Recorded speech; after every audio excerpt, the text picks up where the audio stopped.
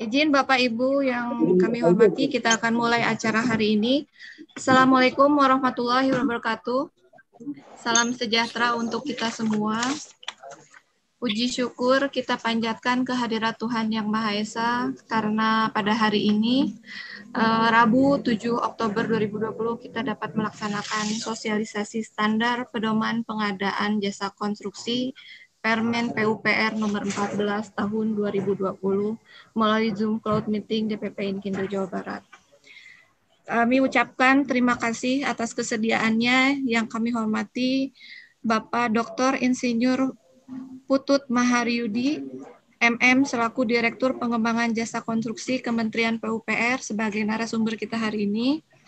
Yang kami hormati Ketua Umum Inkindo Bapak Insinyur Haji Peter Franz dan Ketua DPP Inkindo Jawa Barat Bapak Insinyur Andrian Tejakusuma beserta jajaran kepengurusannya, dan ada undangan dari Bapak Diki Rinaldi STMSC, Kepala Balai Pelaksana Pemilihan Jasa Konstruksi BP2JK Jawa Barat. Sebelum ke acara inti, marilah kita memanjatkan doa agar materi yang kita dapat hari ini dapat bermanfaat untuk kita semua. Berdoa menurut agama dan kepercayaannya masing-masing. Dimulai.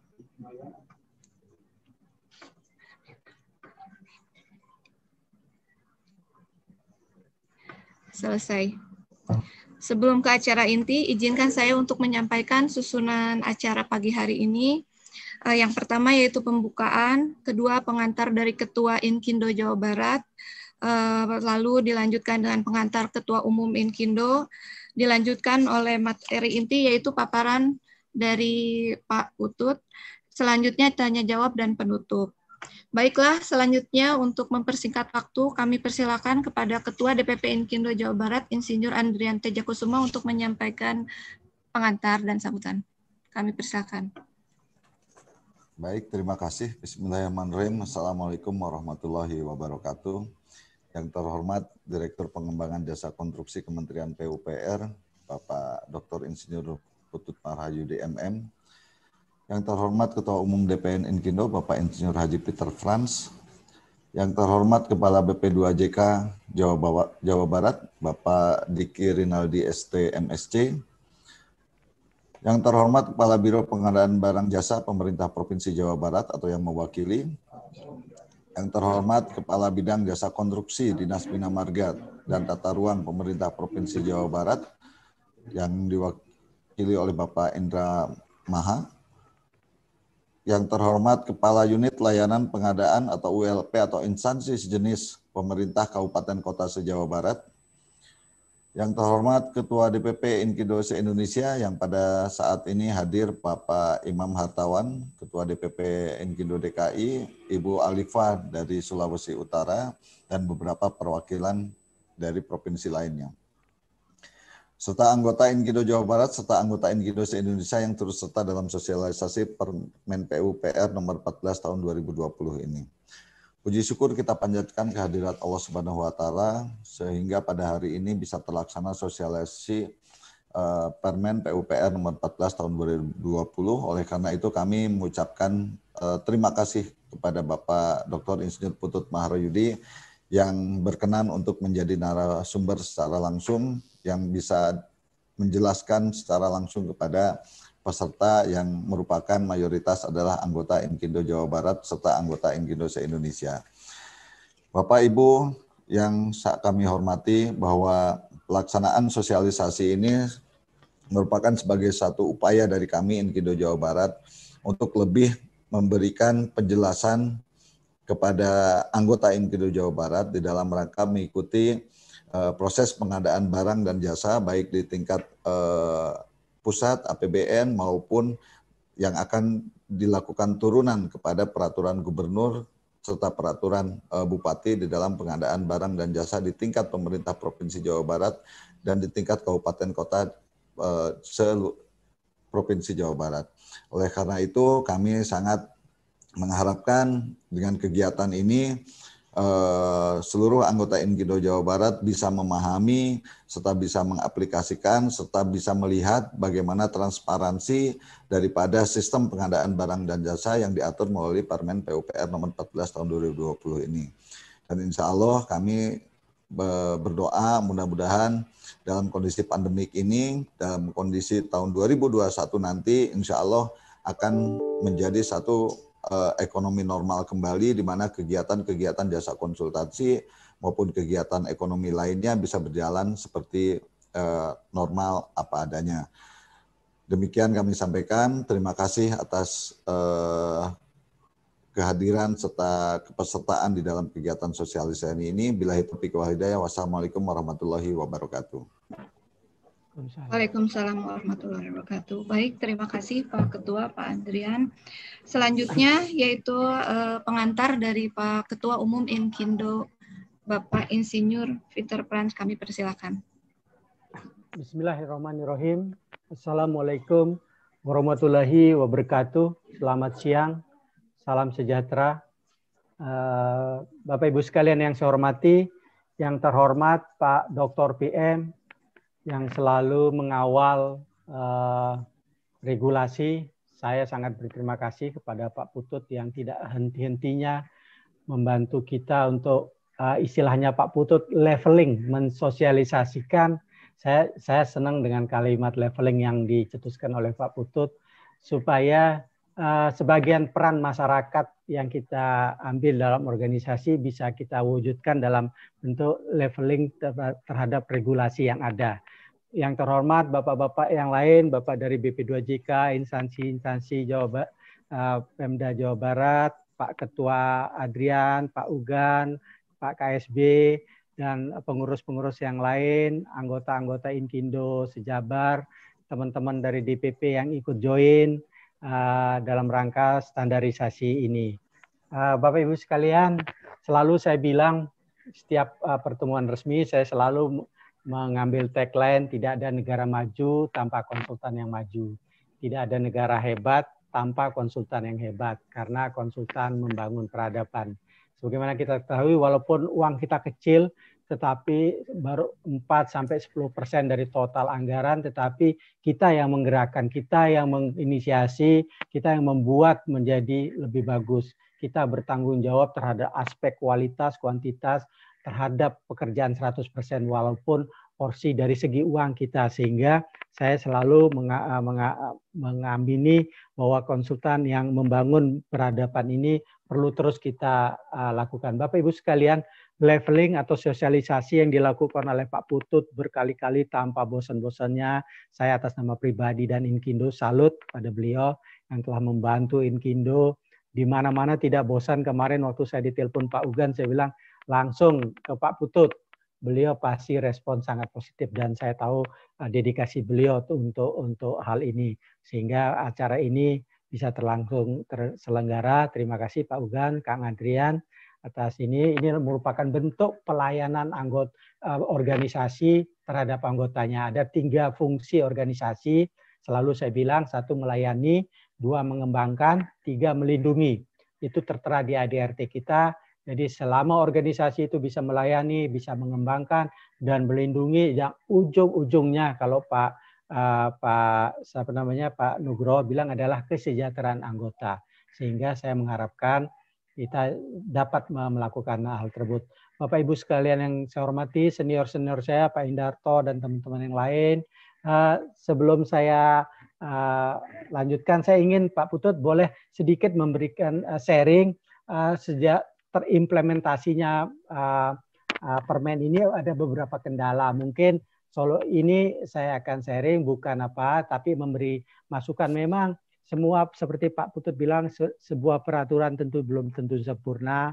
Ya, inilah saatnya kita memberi masukan kepada Pak Putut dan teman-teman. Mungkin nanti kita bisa memperbaikinya di lain waktu. Tapi secara umum saya salut, regulasi ini sangat dahsyat. Walaupun Undang-Undang Cipta Lapangan Kerja yang sudah disahkan tadi malam kemarin, ada sedikit perubahan-perubahan terhadap Undang-Undang 2 tahun 2017, sehingga mungkin ada dampaknya juga terhadap permen, tapi kita lihat saja nanti Yang penting sekarang kita jalani dulu, seperti selalu saya bilang, jadilah mata lebah, di mana kita walaupun di tempat sampah harus mencari tetap madu, jangan menjadi mata lalat, walaupun kita di taman bunga hanya mencari kesalahan dan kelemahan. Tetapi marilah kita lihat sisi positif, regulasi ini dibuat dengan cepat oleh Pak Putut dan teman-temannya untuk mengantisipasi putusan MK, sehingga kita bisa berjalan dengan baik. Secara umum, saya kalau dikasih minta nilai poin, nilai 8 dan 9, saya berikan terhadap regulasi ini. Memang ada beberapa kekurangan, itu manusiawi. Beberapa kekurangannya antara lain, satu, saya lihat bahwa di Permen 14 ini sampai hari ini sumber APBD masih terbatas. Ada beberapa APBD yang walaupun permen ini berlaku untuk APBD dan APBN, tentunya sosialisasi atau leveling ini perlu kita lakukan.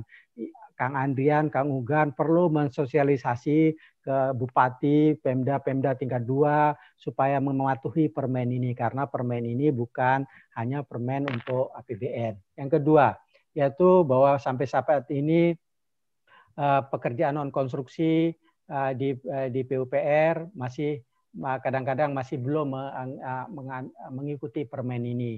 Tapi ini perlu penerapan yang lebih, karena di PUPR sendiri banyak pekerjaan-pekerjaan yang bersifat non-konstruksi juga. Pak Putut yang saya hormati, mohon maaf kalau saya beberapa catatan terhadap permen ini tentang kontrak langsam. Ini juga kita temukan, saya kemarin dikomplain ada kontrak langsam untuk pekerjaan supervisi dan MK. Padahal secara jenisnya harusnya itu kontrak waktu penugasan, tetapi kadang-kadang masih ada PPK, BP2JK yang tidak bisa membedakan di mana menggunakan kontrak langsam, di mana menggunakan kontrak waktu penugasan. Begitu juga dengan dokumen kontrak. Dokumen kontrak, kadang-kadang kontrak langsam ini ada yang merincikan biaya rincian, sehingga ini menjadi kesulitan nanti kalau ada pemeriksaan, karena seperti kita ketahui kontrak langsam itu adalah output base, sedangkan kalau kontrak waktu penugasan adalah input base. Kadang-kadang ini yang masih terjadi di beberapa tempat. Pak Putut yang saya hormati, juga mengenai pertanggungjawaban kontrak yang kadang-kadang masih ada meminta rincian. Mudah-mudahan tahun 2021 ini tiga hal ini yang di dalam kontrak langsam bisa hilang, sehingga kontrak langsam yang benar-benar langsam sehingga tidak menyulitkan kita, sedangkan kontrak waktu penugasan silahkan mengikuti aturan waktu penugasan. Bapak Ibu sekalian yang saya hormati, ada yang nomor 3 adalah rapat penunjukan penyedia. Kadang-kadang masih mendatangkan tenaga ahli di masa pandemi ini, tapi secara umum ini sudah berubah banyak, sekarang sudah online, tapi catatan ini perlu saya sampaikan kepada Pak Direktur, Pak PM, Dr. PM. Yang berikutnya masalah remunerasi minimal.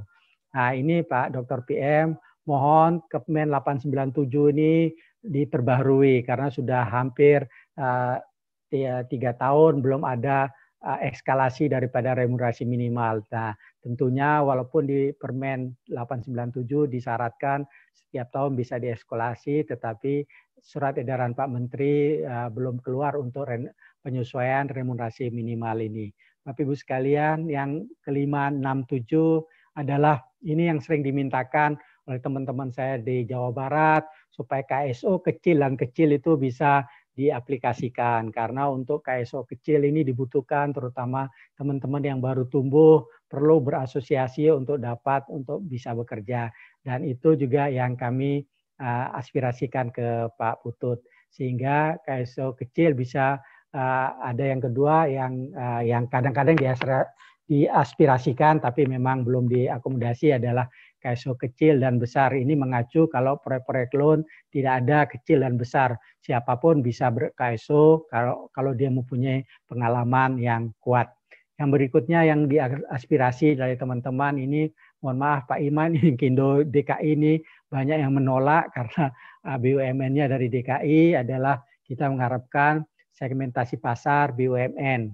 Mengapa ini perlu? Karena kalau kontraktor dibatasi 100 miliar, kalau 5%-nya konsultan, kita menganggap 5% untuk BUMN, sehingga konsultan karya harusnya cukup di atas 5 miliar baru bisa ikut. Nah, memang suara-suara ini sudah kita tulis surat ke Pak Menteri, tapi belum menjadi respon. Mungkin di kesempatan lain. Yang terakhir, yaitu kadang-kadang ada tambahan penawaran persyaratan kualifikasi dalam konsultan. Ini perlu dijelaskan lebih detail karena BP2JK kadang-kadang masih ada teman-teman yang belum memahami. Pak Putut yang saya hormati, teman-teman yang saya cintai, ini ada beberapa hasil selama sejak permen ini dikeluarkan. DPN telah banyak menerima masukan, baik saya dari WhatsApp, dari Japri, maupun dari webinar-webinar. Tentunya tidak semua bisa kita bisa perbaiki, tetapi niatan PUPR saya yakin untuk memajukan dunia konsultan itu saya yakin 100%, untuk mendukung konsultan kecil itu saya yakin 100%, dan saya yakin Pak Putut di sini mewakili kita untuk memperjuangkan apa-apa regulasi yang untuk membuat dunia konsultan menjadi lebih baik di kemudian hari. Akhir kata saya ucapkan terima kasih, mohon maaf kalau ada yang tidak pas Pak Putut dan teman-teman. Wassalamualaikum warahmatullahi wabarakatuh. Selamat siang.